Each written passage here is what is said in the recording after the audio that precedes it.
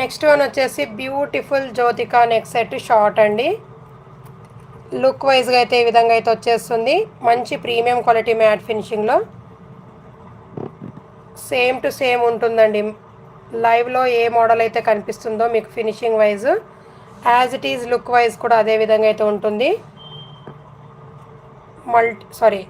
Full white స్టోన్తో అయితే వచ్చేస్తుంది. And green stone అనేది డ్రాప్ షేప్లో ఈ విధంగా అయితే ఇచ్చేసారు.